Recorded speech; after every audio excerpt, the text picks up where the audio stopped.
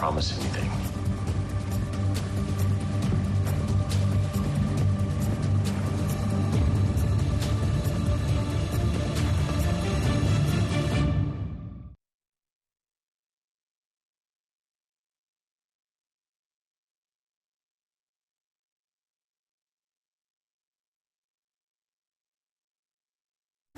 New episodes of Stargirl premiere Wednesday, August 31st, only on the CW.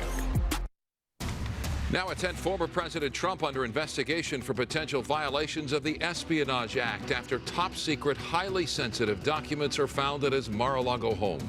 Plus, tributes and remembrances tonight for actress Anne Heche, now on life support a week after a fiery car crash, how her family is honoring her final wishes. And hundreds of homes evacuated in Riverside County over concerns of a possible explosion due to a hazardous chemical leaking from a rail car. Now on the news at 10.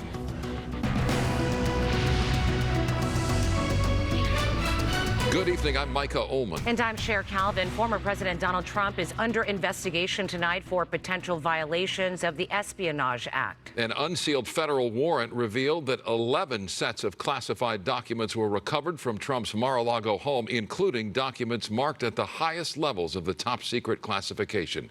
John Finolio tracking the latest developments live from the News Center. John. Sharon, Micah, the 7-page warrant and inventory shows that federal agents were looking for evidence of 3 potential crimes, including violations of the Espionage Act.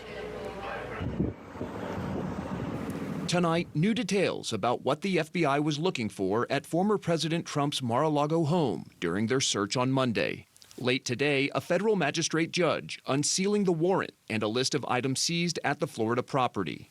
The newly released information shows the FBI obtained more than 20 boxes of government materials, including 11 sets of classified documents, 3 of which were marked secret, 4 marked top secret, and 1 labeled top secret SCI, or sensitive compartmented information, which is the highest level of classification possible.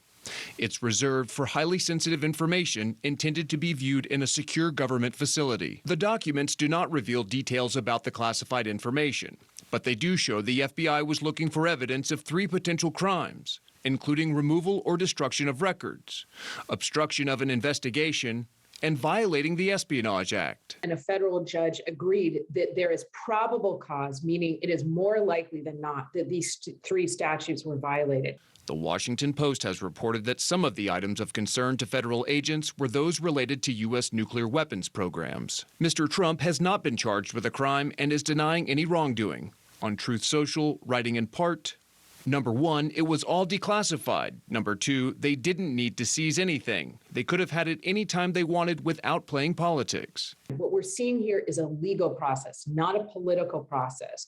Let's imagine that everything, in fact, was properly declassified.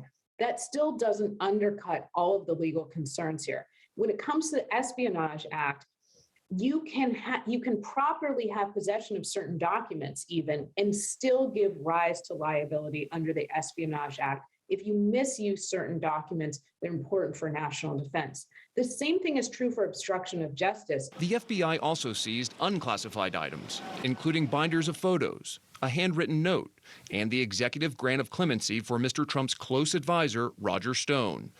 According to the search warrant, there was also information about the president of France. On Thursday, Attorney General Merrick Garland defended the FBI search of Trump's estate, saying less intrusive attempts were previously made to retrieve materials taken from the White House.